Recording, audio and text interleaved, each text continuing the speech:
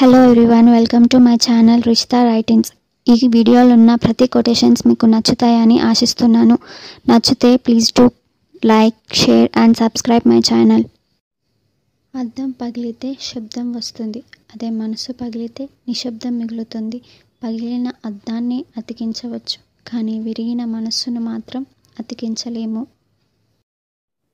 గాజు ముక్కలు అని తెలియక బంగారం అనుకొని భ్రమపడి భద్రంగా గుండెల్లో దాచుకుంటే అది గుండెని గాయం చేసి వెళ్ళిపోయింది.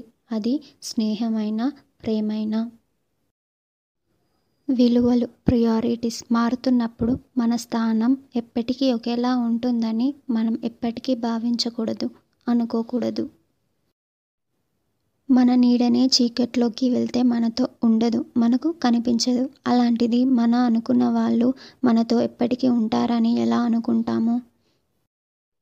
మనసుకు గట్టిగా తగిలిన గాయమే మనల్ని బలంగా మార్చేస్తుంది.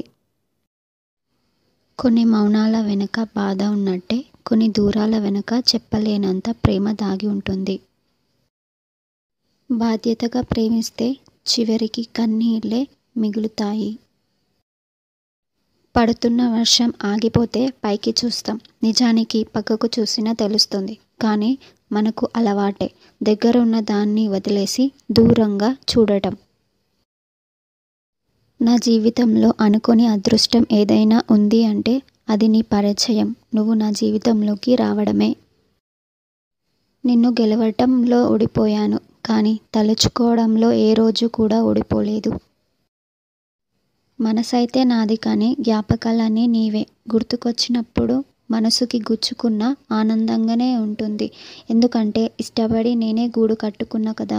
కష్టమైనా బాగుంది. కొన్నిసార్లు నువ్వు నిర్లక్ష్యం చేసినప్పుడు కాదు, వాళ్ళు నిన్ను నిర్లక్ష్యం చేసినప్పుడు తెలుస్తుంది ఎదుటివారి విలువ, వాళ్ళ బాధ.